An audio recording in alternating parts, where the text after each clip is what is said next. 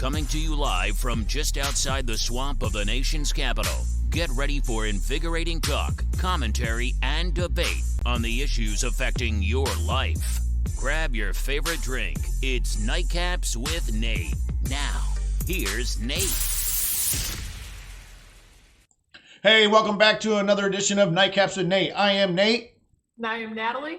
And we are here to talk about coronavirus today. Coronavirus, not the boring stuff, not about, hey, the toilet paper was missing, all that stuff. We're actually going to talk some stats, some heroes and zeros, who is doing well. Hey, how are we doing in relation to the rest of the world, the whole 9 yards. Before we get into it, did you get plenty of wine after last night, Natalie?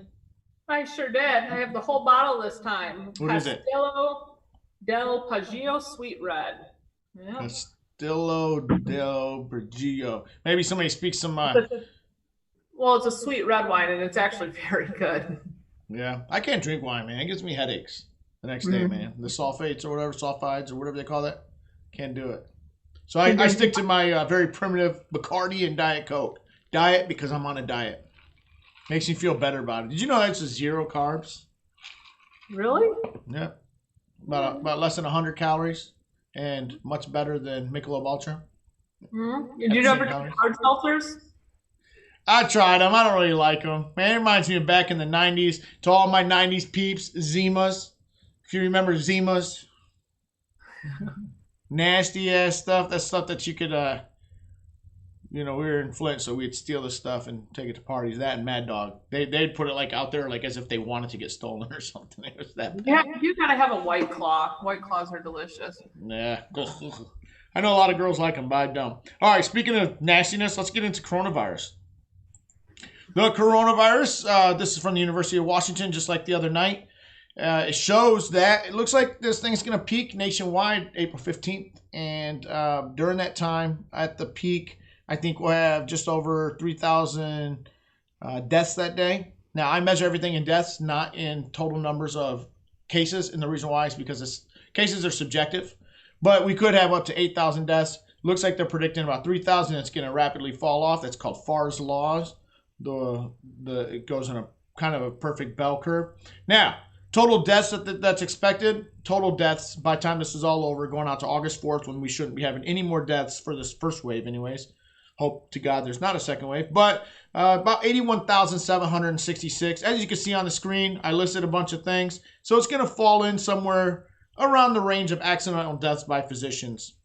Even less deaths than diabetes, in between influenza and diabetes, or at around the range of accidental deaths by physicians each year. Not sure if it was worth crashing the entire economy for, but I do know it's new and now when it scares everybody in the media, probably blew it at least a little bit out of proportion. What do you think?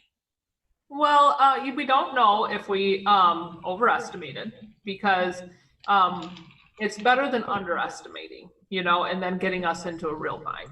So if we overestimated it and we were over precautious, that's kind of a good thing. It counts for something, right? It could, except for it might have costed us as many jobs as the Great Depression, which really hurts not only our economic health, but the left socialist agenda. If we have no taxes coming in. What got us out of the Great Depression? Keynesian economics. So Keynesian was a laissez-faire. So that was not what got us out of it. That's what should have got us out of it. But Keynesian economics is absolutely what got us out. That's what influenced FDR. And FDR, his economics were pretty much Keynesian economics with socialism. And the American people, half of them had a fit about it. They said that socialism, and rightfully so. And so I think you're on the right track, but I think you're wrong. I think Keynes was the one that was laissez-faire, hands off. But anyways, the FDR and the New Deal was largely unconstitutional. In fact, the Supreme Court was striking it down so many times that because FDR had a supermajority in Congress and himself, he had threatened to pack the court by increasing the size of the court. And so the court, to protect the judiciary, actually acquiesced on it. But all of those programs were not in keeping with our federalist system. And so they were largely struck down at first until they were threatened. I agree with that, but it was still the right thing to do because it got us out of the Great Depression. We would have, under classical economics, we would have pulled out of the Great Depression, but it would have taken much, much longer. I'm mixed on that. That's another conversation to have. But I do believe in things like how Trump's doing things a lot at the state level. I'm glad that we have a Republican in there protecting state rights because that is a state's issue. All right, so going on to the next slide. I just want to kind of go over some numbers here. The first thing that you see on your upper left-hand corner is the total cases. Now, if you look, California is number 4 there, okay? But total cases per million, they're at 419. So when you take it by deaths per million and you sort it, then you get a true scene of what's happening. And it goes in this order: New York, New Jersey, Louisiana, Michigan, Connecticut, Massachusetts, Washington, Vermont, the District of Columbia, and finally Georgia at the bottom. Those are the top 10 states that are hardest hit by deaths per million of their population. I will say that it's very interesting to note that 9 of the top 10 are Democrat-led states. So were they not prepared, or what's happening there? So then I said, hey. Airports are in those states too. Airports? Yeah. New York, that's a major tourist hub. Yeah, so is, but Vermont, what's Vermont and Connecticut, Massachusetts, excuse, I mean, yeah, they have Boston Logan, but it's not that big of an airport. Well, first of all, New England should just be a state in itself. New England, you can drive, cross states. You're never 30 minutes away from another. I agree, and they should only have 2 senators to represent that whole entire region. That way, we would always be in the majority. Now, here's where I wanted to take a really look at. How are we doing in comparison to the rest of the world? And if you look, we're way down there at number 17th. The United States under Trump's leadership is 17th worldwide in deaths per million residents. In contrast, the socialist gods of our Democrat Party, including Spain, Italy, Belgium, France, Netherlands, Switzerland, the UK, Luxembourg, Sweden, and Ireland are all worse off. Yet they have free healthcare for everyone. Why? I don't know about the deaths, but I do know that we have the most cases out of any country, even China. Yes, we do, but we do it by cases per million. If you look at cases per million, we're somewhere like 36. Now, remember, some people can say it's because we didn't test as many. A lot of people there. If you look, it's unfair because if you look at the chart, San Marino is actually the highest death rate per million, but that's because they're such a small country.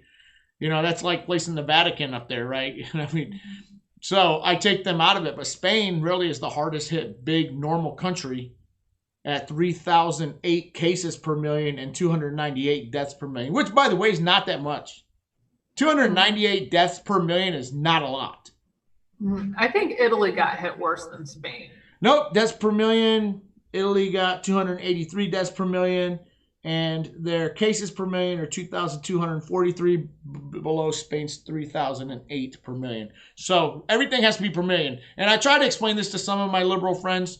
They claim to be the party of education, but they don't get it. And I have to try to say, hey, which city is worse in crime, Flint, Michigan, or New York City? New York City has more crime in total numbers because it's 8 million people.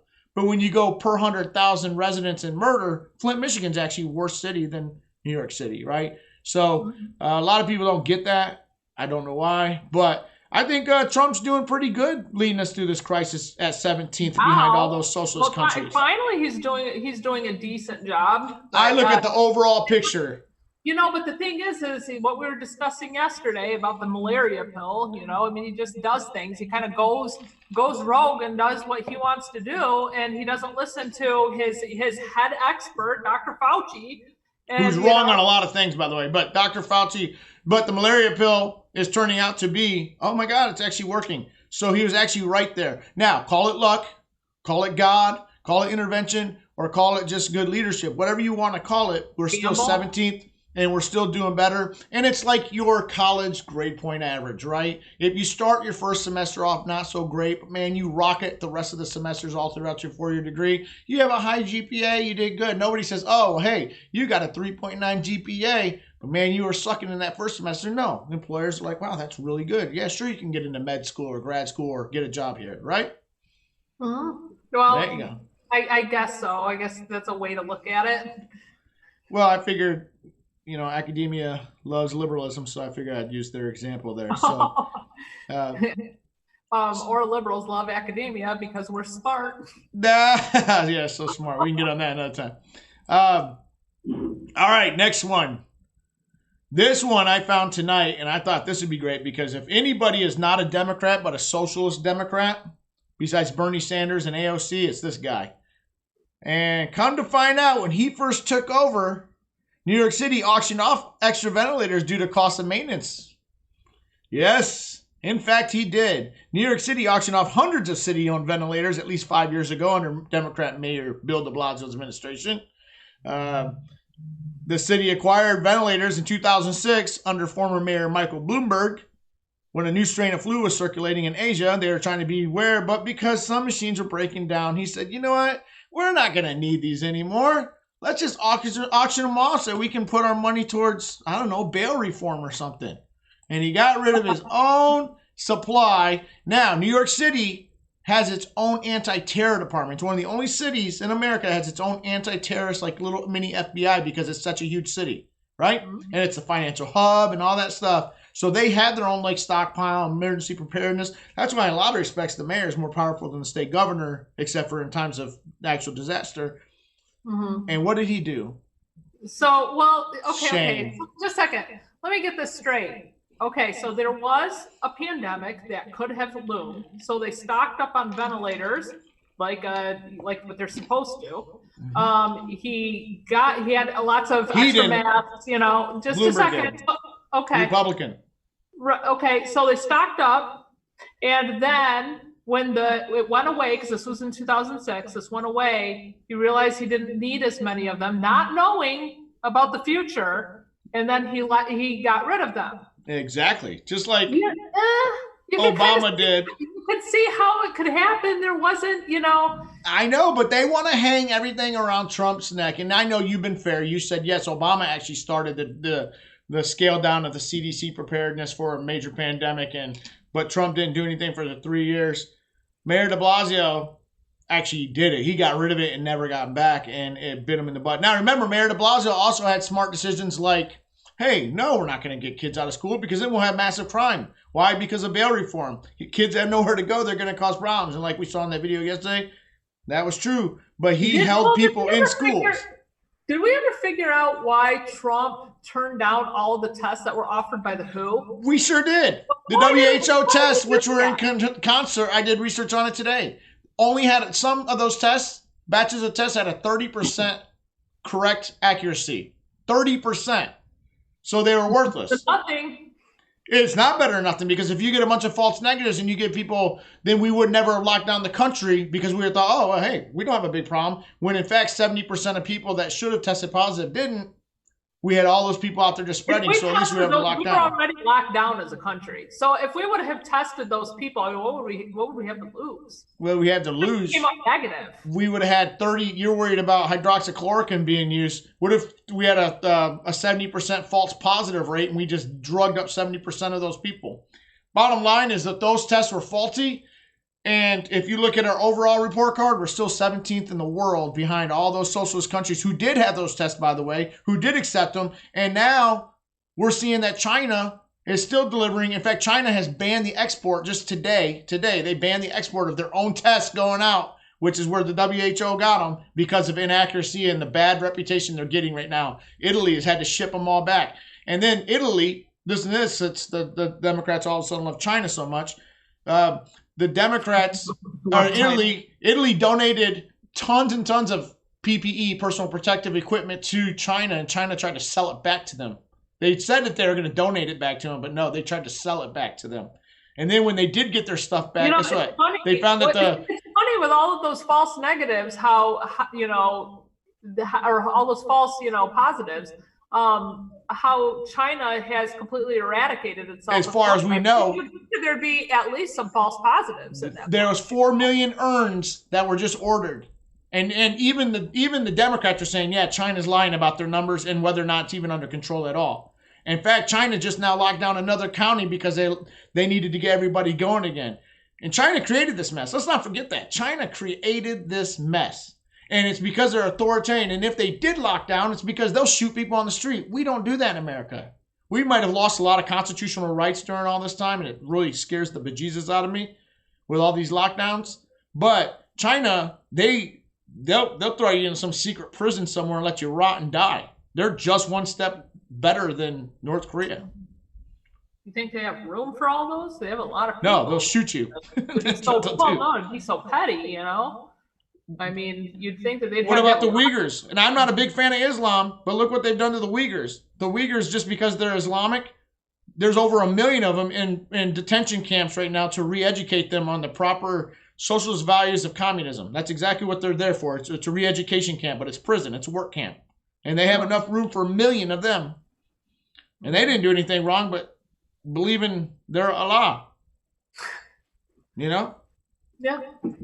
So, yeah, they do have the room. And if not, like I said, they're totalitarian. We already saw in Tiananmen Square, they'll just run you over the thing. I'm just saying that whatever they did, it seems to have worked. Now, if they're lying about numbers, I'm just going by the data that's been given to me. You know? Yeah, that's like me going out and claiming I have a 10-inch pecker. Guess what? If I'm lying about the data, it's not true. And I will never know. Yes, she's my sister. But you're my sister. All right. Next slide. Next picture. Trump looking at how parts of the U.S. economy can be reopened. The result of the shutdown has been an economic freefall. The experts warn will be worse than the 2008 financial crisis.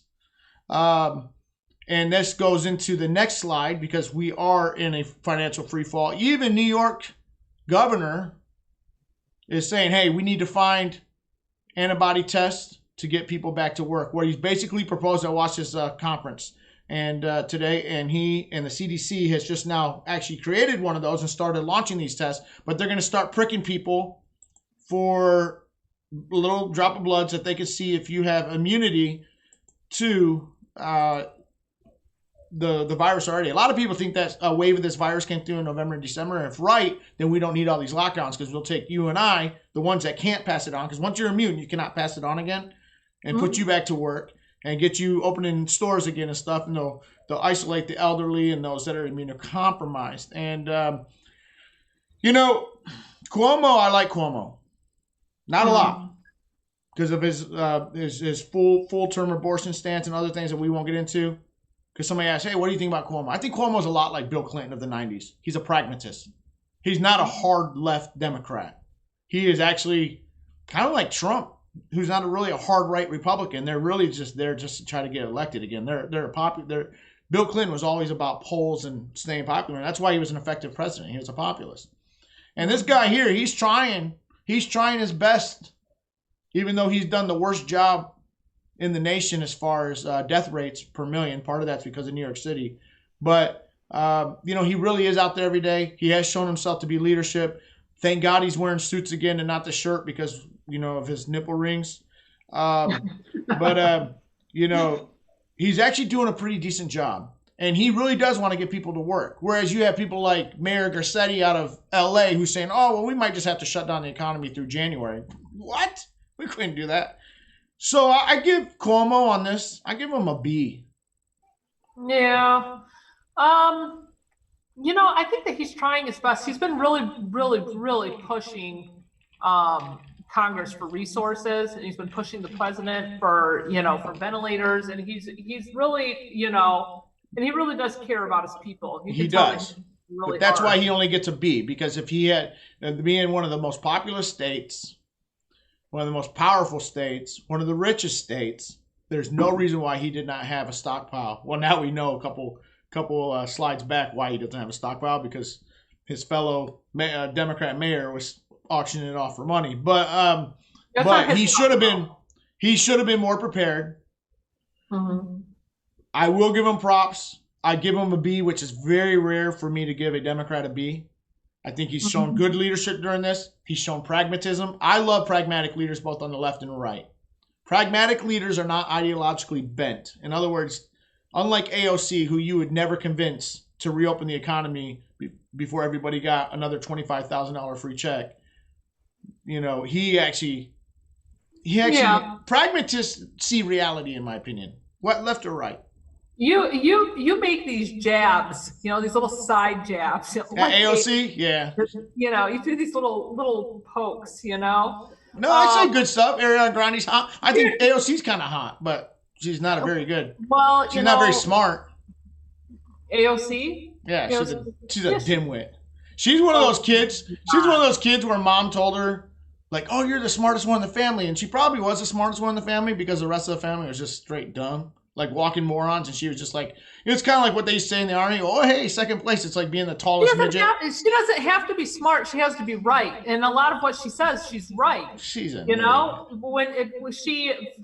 an environmentalist. We do need and everything's racist. Environment. Nobody. You are sitting here defending, tooth and nail a president who doesn't believe in climate change. Okay, so he believes in it. He just doesn't believe it's man-made. He believes it's cyclical, which he may be right. Actually, we don't know. We have 200 years of data on a world that's billions of years old.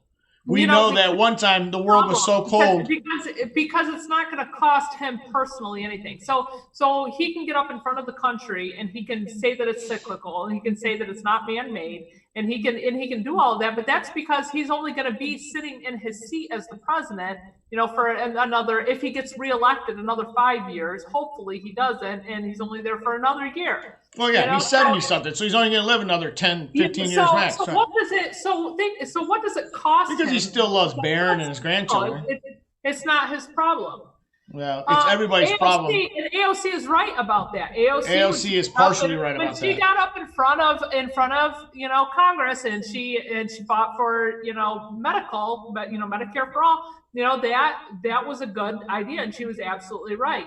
She said what's the demand curve for medical? You will pay everything in order to get medical care. So it's like having a gun up to your head. There is no elasticity. She is not right about that issue. She's not right about climate completely. And she assigns race to everything. She said we're racist because Chinese restaurants have fallen in value and in sales. She said that it's because we're racist as a country. We won't visit Chinese restaurants because of the coronavirus. Okay. She is a box of freaking Here's rocks. The problem with AOC is there's so many lies about her that come out of things that she didn't say or were taken completely out of context. It's on video. That you don't know so that's why I tell people when they bring up, AOC also said it's something that sounds outlandish. I'm like, you're gonna have to give me the source for that. No, it's sad, but most of the time it's true. Right about more than any woman besides anybody. The collective, your IQ and my IQ are higher than the whole squads put together. Ilhan, her, Tlaib from Michigan. Hell, you could throw in the Democrat yesterday that said she's going to refer the president to The Hague because he's using hydroxychloroquine for the criminal court. Combine all of them together, and your IQ's higher. I don't think that you can get into office, especially AOC. Yeah, you can. AOC with her background, she was a bartender before she came in. Yes. And you don't think that it required any intelligence for her to have the seat that she's in? I mean, no, it took more intelligence. It took more intelligence for her to mix a good Bacardi and Diet Coke or to make a martini than it is for you to win listen. She has such a monolithic voting thing because New York City is so large and so stacked on each other that a congressional district might be 10 blocks. So you could get 10 blocks of voters, 50% of them to say, yeah, sure, I'll vote you in. Because it's different than somebody in a rural area where you have to go across counties to get elected. She worked hard for her position, and she is smart. And the thing is people sit there and they make little jokes and stuff about the family that she came from, or that she was a bartender before she came in, or she was a waitress. But that's actually much more telling about them as people than it is about her and her background. You remember the Burger King guy? Ding, fries it done. Ding, fries it done. The Down syndrome kid, he worked really hard at his job. It wouldn't make him a good congressman. All right, moving on. You are not going to say that to a mother of a special needs child. Well, I am, because what I'm saying is that he did a great job for what he was capable of doing. Doesn't mean that he could be in Congress. Mm-hmm. All right, Senate Democrats proposed $25,000 hazard pay plan for essential workers. Okay? In other words, if you work at Burger King, you are an essential worker and you may get a one-time $25,000 hazard pay program. I wonder what they're trying to do here. Are they trying to buy another election? B, are they trying to buy another election? Or C, are they trying to buy another election? Come on. I know you're essential, but here's how I feel, right? You're lucky you got a job. A, if you're working at Burger King, you're either 16 or 18, or you're just in college, or you didn't amount to much in life. You partied, you went to prison, and Burger King or McDonald's was the only place that would hire you. So you should be happy you even got a job, because a lot of people are laid off right now. Well, okay. First of all, a friend of mine posted a meme that I completely agreed with. And it said, you know, they call us essential workers because calling us sacrificial workers would be just too honest. That's true. Well, so you have to think about it. You know, the people that are there, I mean, okay, they're lucky that they have a job. Well, their company is lucky that they're still there working through a pandemic, through a virus that's coming to that everybody is saying stay home, social distancing, and they're still showing up to work. So do military policemen and the military, do they all get $25,000? Here's my question. When does it end? $25,000. We just went through, and rightfully so, the president and the Democrats got together and pushed through $2.2 trillion in stimulus so that we could try to keep the economy humming while we go through this. More than likely, we overshot it, overcorrected this problem. Okay, $2.2 trillion, that's real money. $25,000 more per person that's actually working, including the cart boys at Walmart. That's a lot of freaking money you're just handing somebody. $25,000, and if you're a doctor, over $200,000, you only get $5,000. But the lowest ones can get up to $25,000. And oh, by the way, guess what? To make sure that this gets in the hands of those who may have fudged a Social Security number to get a job as an illegal immigrant, you get that money too. Why? Because the Democrats are giving it directly to the employer to give to the employee. So I say, hey, if we're going to do that, first of all, who cares if they're an illegal immigrant? If they're sitting there doing the same work in the same we job, don't pay people to break the laws and to be working in this country. We don't pay as a government or as a taxpayer to pay to be here illegally. Now, if some employer is taking a chance on getting a fine and hired you and didn't go through E-Verify, then that's the chance that they took as a private employer. But as a country, as a taxpayer, we do not subsidize your reckless and illegal behavior. I disagree with you. We do that if you are contributing to our economy and you're working and you're contributing to our GDP, then yes, we do pay you. You're never going to contribute enough based on what we're going to give you in return, including educating your kids at $120,000 minimum for a K-12 education per child. Their children, think about how much their children are going to be paying in taxes in the future. Only if they're legal. A lot of these kids are illegal children. They're going to get deported. And rightfully so. Listen, bottom line. You want to deport the dreamers? Yes. Unless, I think that you know what? President Trump has offered to give them full citizenship. All they got to do is agree on and compromise. The Democrats are the ones that have not compromised on immigration reform. President Trump, to the chagrin of his base, even lost Ann Coulter, who was a hardcore Trumper from the beginning, has said, hey, you know what? You help me build a wall. That's all I want. Build a wall, and I will not only give legal status, I will actually give citizenship to every one of those dreamers so that they can vote. And guess what the Democrats said? No, no, and no. That is their fault. Now, if approved, should this money only go to those who have been E-Verified? You already said no. I say yes. Will it go to all essential employees or only those that have been working? What if you were a laid off bad boy? Do you get 25 grand? I don't know. We'd have to read the bill, but we know that we like to pass bills in this country without reading them first. Shouldn't the ability to still be in business and have a job be enough? Why not channel this money to businesses that were forced to close? Because they're going to need all the help to get back on that they're going to need. Those people need all the help they can. They're already they're working jobs. overtime. They're not even paying a living wage. define a living wage, because the living wage in Arkansas at $15 may not be a living wage in New York City. That's a whole nother. I remember an economist telling me that the living wage was actually supposed to be about $24 an hour right now, and that was if we had kept up with inflation from the 1970s on. Yeah. And we haven't done that. And but so starter jobs, people ask for $15 an hour. I'm like, no, you know? Jobs that like McDonald's and them were never meant to be a career. They were meant to be a job while you're in college or just starting out in life. Tell the president of McDonald's that, because he's doing the right thing. He's paying exactly what the market demands for that skill. If the only skill I have in life is to be able to flip signs for TurboTax or whatever. You can sit there and you can say, well, that's never supposed to be a career, and you can pretty much spit on these people. Not spit on. No, I appreciate it. But the thing is that they are still contributing to our GDP. We still count that as our GDP, and that's not fair. It's not fair to downplay the work that they do, especially when I know you're going I'm not saying to downplay it. What I'm saying is it's not a career. Some jobs are jobs. Me going out and mowing lawns in the summertime as a kid was never meant to be a livable job. If everybody went to college and everybody worked hard and went to college and did everything, we would still need college people is a waste. To stock ourselves. We would still need people to put to do we the do. other You're jobs. 100% correct, and that is what summer jobs and kid jobs and just starting out while going to college jobs are for. We don't have enough kids we anymore. Do. We have enough. We just have too many parents subsidizing their kids instead of making them work. One of the big things that my generation probably lost towards your generation, and a little bit, especially my wife's generation below, is that if you wanted money in life when you were 16, you went out and got a job.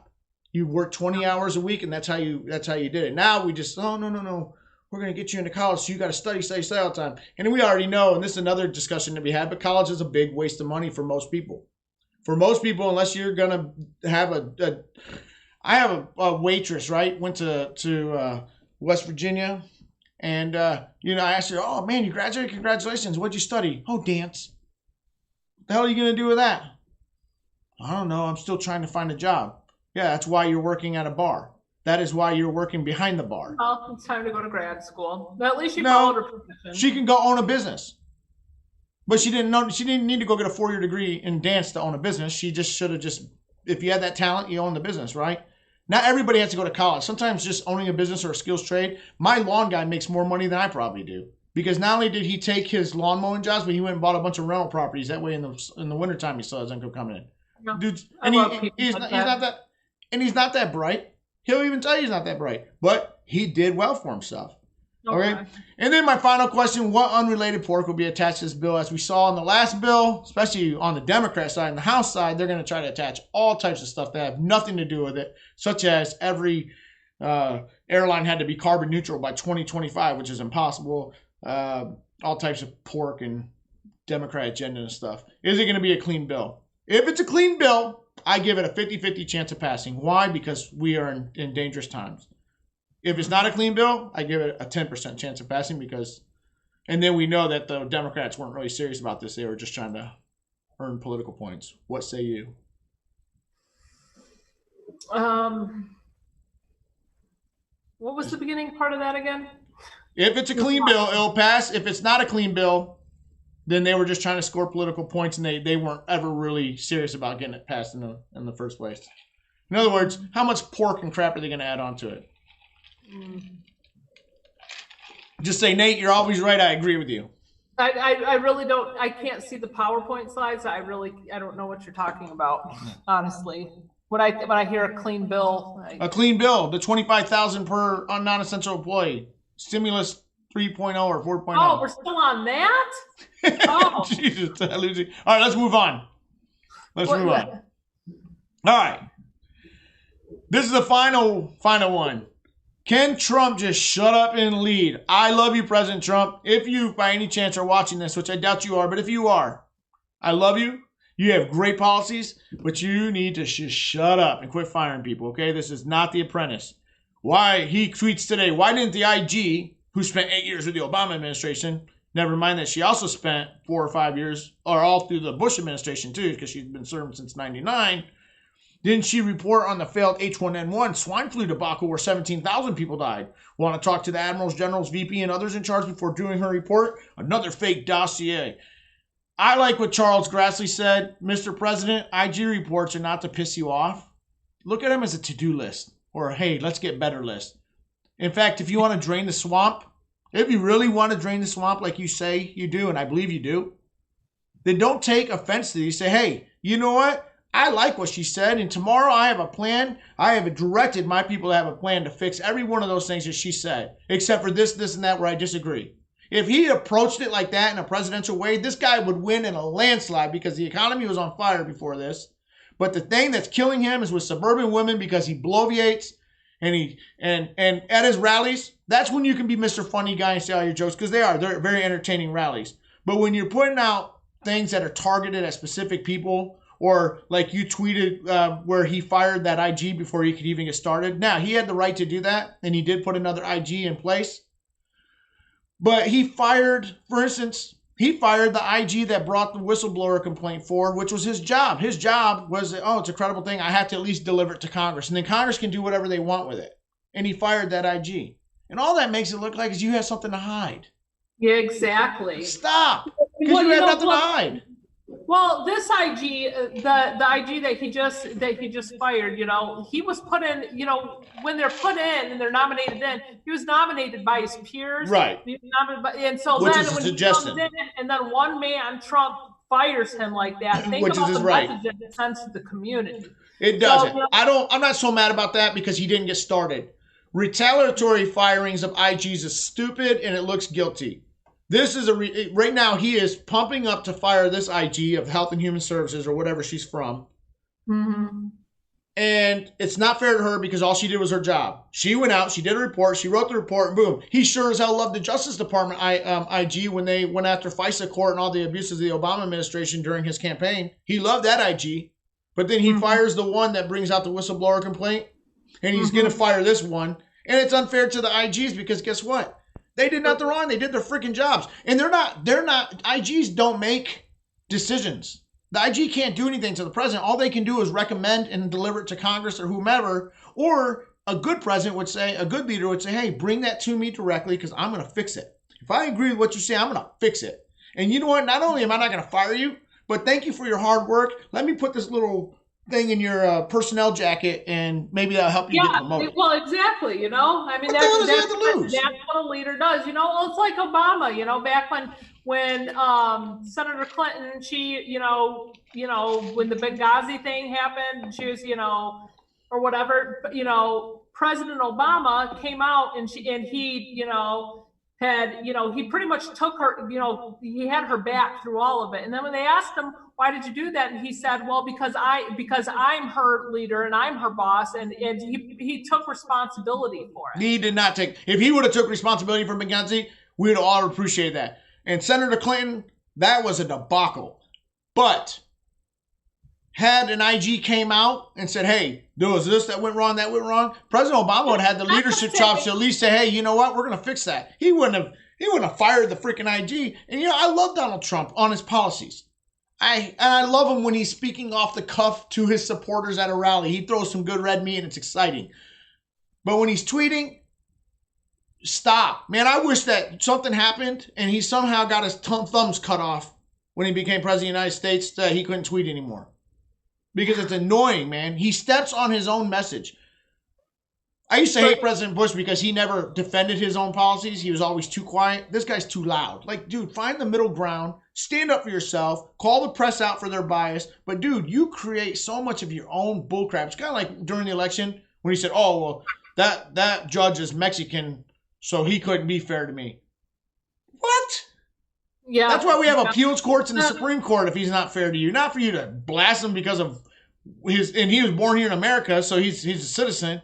This is the one time that we're going to agree, so just lap it up.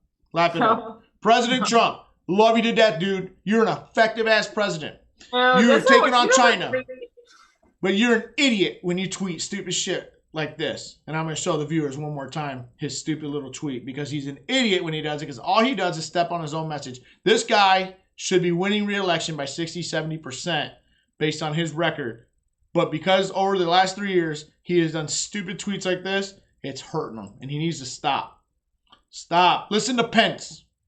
Be like Pence. Pence is a soft-spoken, well-spoken man. A lot of liberals hate him because he's very conservative when it comes to gay rights and all that stuff. But he's a very well-spoken man. Because what? 6-day creation. Whatever. Bottom line is that Pence is a nice-spoken man. You can't say he's mean. You know what I'm saying? He sounds presidential when he speaks. So put your policies into his mindset and win. Just keep winning. You don't have to make a point and win on every... When you try too hard to win, sometimes you lose. Less is more, right? Yeah. All right. Well, I don't have a final thought segment tonight. But we do wish everybody who's going through this hard time, who's lost their jobs, the frontline workers. I might not think you need $25,000 because I don't know where we're going to get this money from. But I am not hating on you. I think you guys are doing a great thing, especially you doctors and nurses and my wife who works at the Veterans Affairs and all the people out there taking care of veterans and everybody else. Good night. And if Natalie believed in God, we'd both say, God bless. Awkward. No, what do you say? What do you say? God bless or what? I say... May the force be with you? yeah, there you go. Be blessed. Be blessed. Okay. And from Natalie and Nate, we say be blessed. Goodbye.